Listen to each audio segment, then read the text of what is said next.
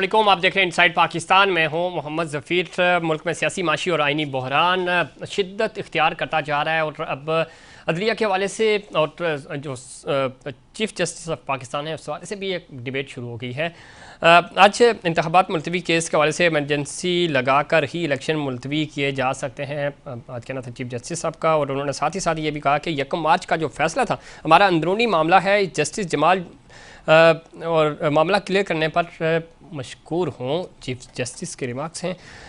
इस वक्त एक बहस छिड़ चुकी है और इदारों के अंदर एक डिवाइड नज़र आ रहा है, ख़ासतौर पर अदलिया के अंदर। इससे पहले हम जब पार्लियामेंट की बात करते हैं, आज इजलास भी हुआ, वज़ीर-ए-आज़म कह रहे हैं जी आइन ने इदारों में पावर की तकसीम की रेड लाइन लगाई, मगर आज आइन का मजाक उड़ाया जा रहा है। लेकिन तमाम पॉलिटिकल स्टेक होल्डर्स जो हैं वो ख़ुद ज़रा अपने फ़ैसले नहीं कर पा रहे और पिछले 10-11 महीनों से मुसलसल हम देख रहे हैं कि छोटा मामला भी जो पार्लियामेंट के अंदर हल हो जाना चाहिए वो सीधा जाता है अदलिया के पास और वहाँ पे ज़रा इंटरफेयर होता है मामला, और उसके बाद जब उसका फ़ैसला आता है तो वो चैलेंज कर दिया जाता है, उसके ऊपर बात की जाती है।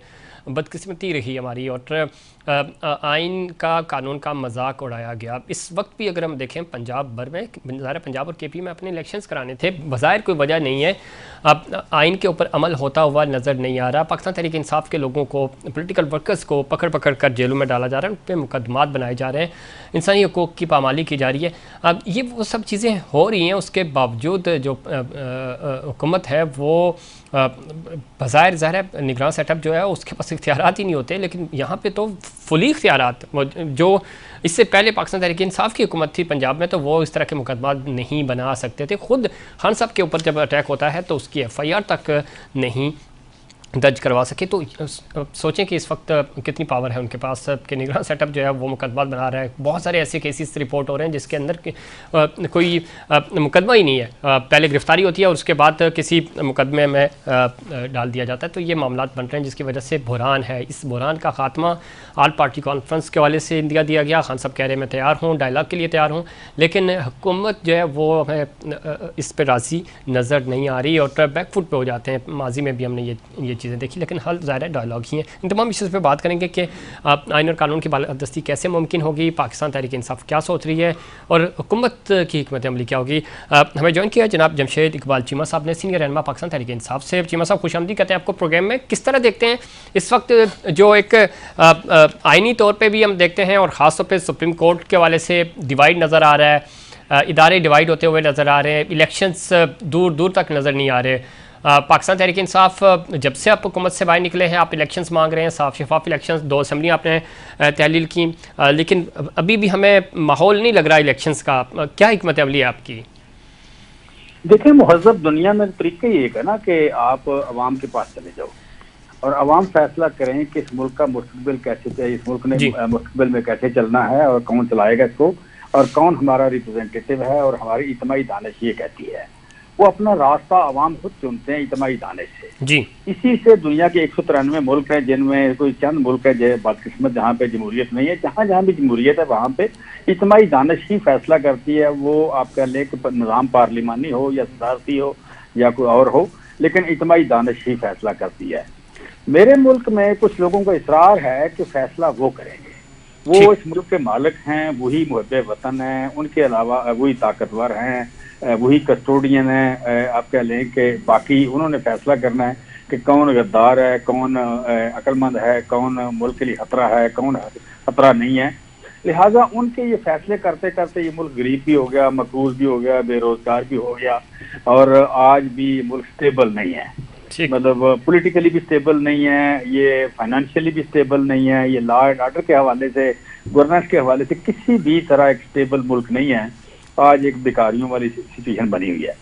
और फिर इस मुल्क के कुछ 13 या 14 जो करप्ट तरीन लोग थे उन्हें ला के तो उन्होंने बैठा दिया हुकूमत, तख्त के ऊपर बैठा दिया, इकट्ठे 13 बंदे तख्त पे बैठा दिए जिनके बोझ आज पाकिस्तान का तख्त टूट रहा है। अब मुझे नजर आ रहा है कि जो मेरे ऊपर ला के बैठाए गए हैं ये वो लोग हैं कि जो मुझे आटा भी नहीं दे सकते।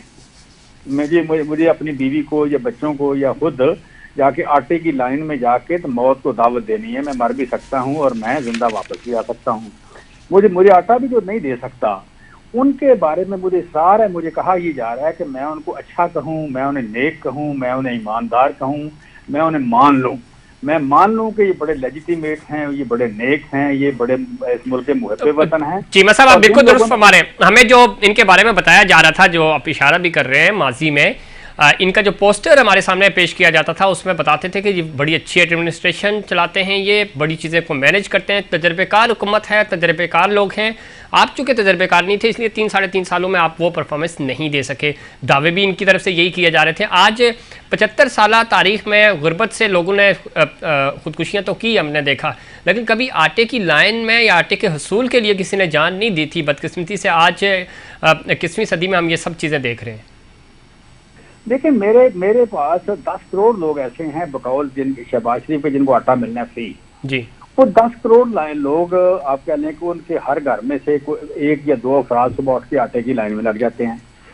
سو آپ کہہ لیں کہ ہم نے اس ملک میں 2-3 کروڑ لوگوں کو اس کام پہ لگا دیا کہ آپ نے صبح اٹھ کے لائن میں لگنا ہے. اور وہاں پہ وہ ایک کرپشن کا سورس منبع بن گیا. 73 ارب روپے کی آٹے کی سبسڈی ہے. جی. وہ سبسڈی جو ہے اس میں سے لیکیج ہونی ہے، چوری ہونی ہے. وہ ایم این اے کھائے، ایم پی اے کھائے، یا آپ کہہ لیں کہ بیکاری قسم کا وزیر اعظم کھائے، یا اس کے سہولت کار کو پہنچے پیسے. اچھا، اب جب یو کین سے کہ یہ اور پھر 2 ان کے مطالبے تھے یا 2 کلیم تھے جن کی بنیاد پہ آئے. ایک یہ تھا کہ گورننس کو امپروو کریں گے، اور دوسرا یہ تھا کہ اکانومی کو امپروو کریں گے. اب اکانومی امپروو یہ ہوئی کہ ہم ڈیفالٹ کر گئے. دوسرا امپروو یہ ہوئی کہ آپ کی 29% ٹیکسٹائل کی ایکسپورٹ کم ہو گئی. تیسرا یہ ہوا کہ 67% آپ کی جو آٹو ہے سیکٹر ہے اس کی سیل کم ہو گئی. چوتھا یہ ہوا کہ 80 لاکھ لوگ بے روزگار ہو گئے. پانچواں یہ ہوا کہ یہاں پہ 2 کروڑ لوگ غربت کی لکیر سے نیچے چلے گئے. چھٹا یہ ہوا کہ یہاں تاریخ کی بدترین ایف پی آئی جو ہے سینسٹیو پرائس انڈیکس 47% مہنگا ہو گیا. مہنگائی آ گئی جتنا پاکستان کی تاریخ میں کبھی نہیں ہوا تھا. لہٰذا آج لوگوں کے پاس سانس کا، جسم کا اور سانس کا رشتہ برقرار رکھنا مشکل ہو رہا ہے. اور میرا سہولت کار، میرا محافظ مجھے ڈنڈے مارتا ہے، میرا محافظ مجھے دھمکیاں دیتا ہے، میرا محافظ مجھے گھورتا ہے کہ ان لوگوں کو مان لو، ان لوگوں کو بڑا لائق مانو، ان لوگوں کو بڑا ایماندار مانو، ان لوگوں کو بڑے اچھے اسٹیٹس مین مانو. بھائی تم ہوتے کون مجھے بتانے والے؟ تمہارا یہ کام ہے؟ تمہارا کام تو میری حفاظت کرنا تھا. تمہارا یہ کام تو نہیں کہ مجھے بتاؤ کہ میں چور کو ساتھ کہوں، میں چور کو آپ کہہ لیں کہ محافظ کہہ دوں، میں کسی ڈاکو کو آپ کہہ لیں کہ کہوں کہ جناب یہ بڑا ایماندار ہے. میں تو نہیں کہہ سکتا یہ. لہٰذا میرے ساتھ تو ایک ڈبل المیہ ہے، میرے پاس تو مطلب ڈائلما ہے میرا کہ ایک طرف میں لٹ رہا ہوں، ایک طرف میں بھوکا مر رہا ہوں، اور ساتھ مجھے کہا یہ جا رہا ہے کہ میں اندھا بن جاؤں، گونگا بن جاؤں، بہرا بن جاؤں، پاگل بن جاؤں، اور میں کہوں کہ یہ بڑا اچھا ہو رہا ہے. لیکن چیمہ صاحب، یہ ہم نے دیکھا ظاہر کوششیں کی گئی ہیں اس امیج کو بلڈ کرنے کی، لیکن عوام نہیں مانے. لوگ ڈنڈے کھا رہے ہیں، آپ کے کارکنان خاص طور پہ. تو وہ تو اس حق سچ کی جنگ لڑ رہے ہیں، اور بڑا مشکل کڑا وقت ہے پاکستان تحریک انصاف کے کارکنان پہ خاص طور پہ. لیکن اس کے باوجود آپ کو لگتا ہے کہ اب کچھ الیکشنز ہوں گے؟ اب تو جنرل الیکشنز کی بھی اگر ہم بات کریں، 8 اکتوبر کی انہوں نے تاریخ دی ہے، تو آپ کو کیا لگتا ہے 8 اکتوبر کو ہو پائیں گے ان حالات میں الیکشنز؟ اب نیت ہمیں دور دور تک اور کوشش کاوش ان کی نظر نہیں آ رہی. پنجاب میں بھی ہمیں نظر آ رہا تھا کہ 30 کو الیکشنز نہیں ہوں گے، چونکہ یہ تیاری ہی نہیں کر رہے تھے. تو ایسا کیسے ہو سکتا ہے کہ وہ آپ کے لیے میدان چھوڑ دیں؟ آپ کو لگتا ہے کہ معاملہ ایمرجنسی کی طرف جائے گا یا ایکسٹینشن لیں گے مزید اس قومی اسمبلی کو آگے بڑھانے کے لیے؟ دیکھیں، پہلی بات تو یہ کہ آپ اس بات کو انڈرسٹینڈ کر لیں کہ آپ نے کبھی نہیں کہنا یہ تحریک انصاف کا اور پرانے کا مسئلہ ہے. یہ اس ملک کے 23 کروڑ لوگوں کا بنیادی حق ہے ووٹ.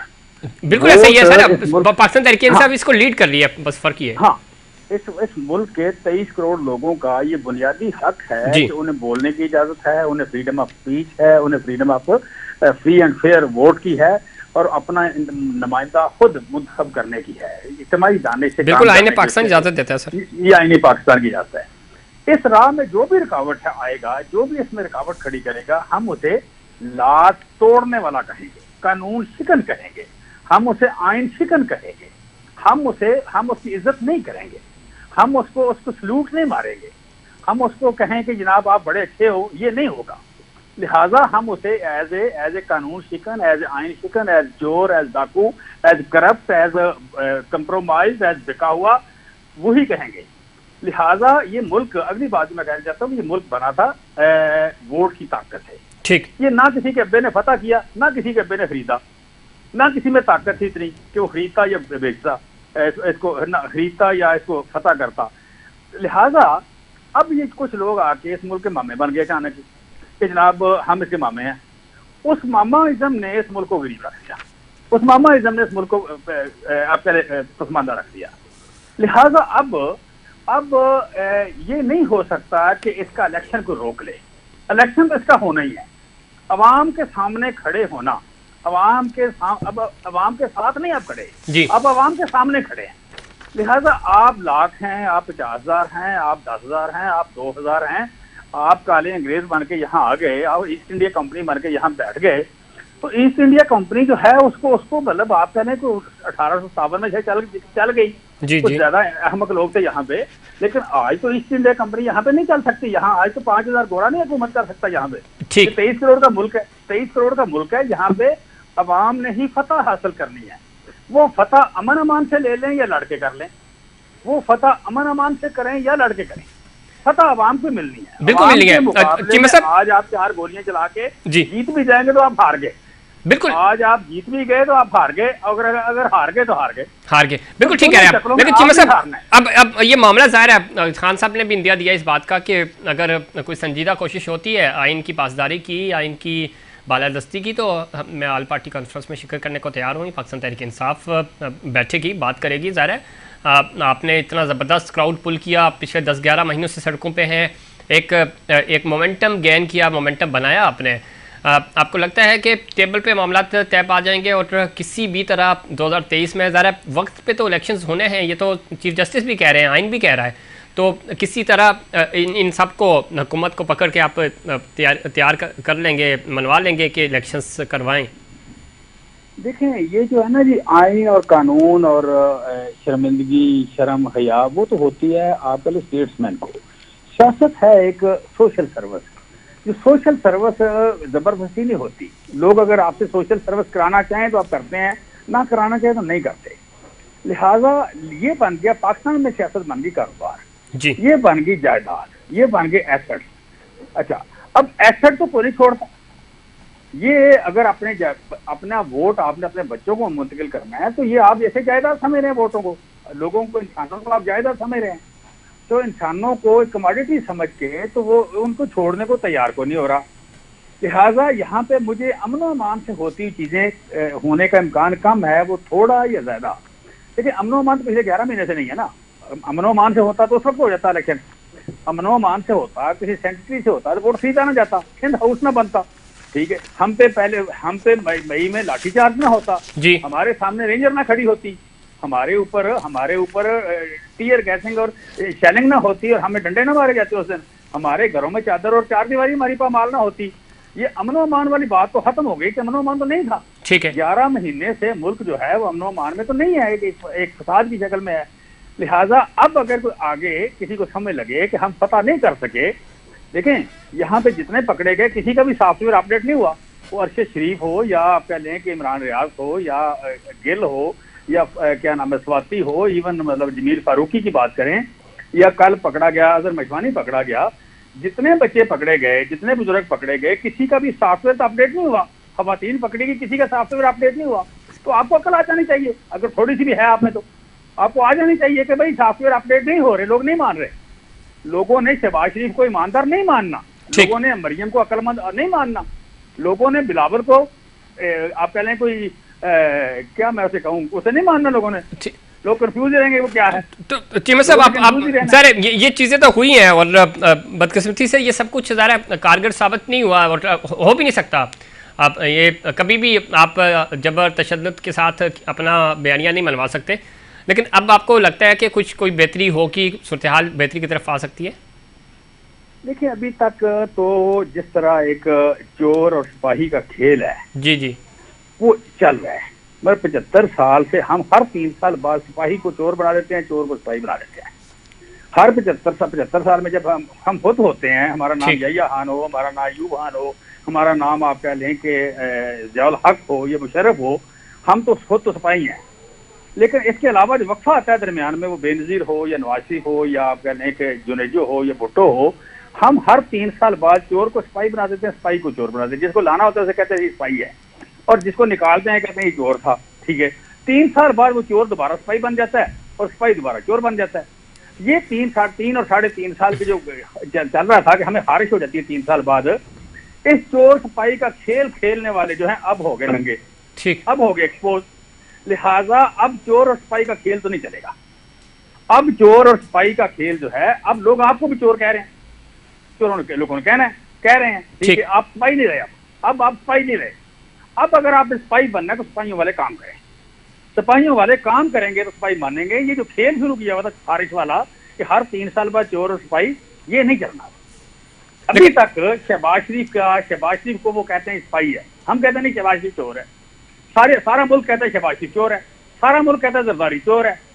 وہ کہتے ہیں شہباز شریف کو سپاہی مان، ہم شہباز شریف کو سپاہی ماننے کو تیار نہیں. لیکن اب چیمہ صاحب چونکہ وقت ختم ہو رہا ہے، یہ آنکھ مچولی کب تک چلتی رہے گی؟ اقتدار آگے منتقل کرنا ہے. سپریم کورٹ یہ کہہ رہی ہے کہ بھائی آئین پاکستان، آئین یہ کہتا ہے کہ آپ نے الیکشن وقت پہ کرانے، ڈیلے ہو نہیں سکتا.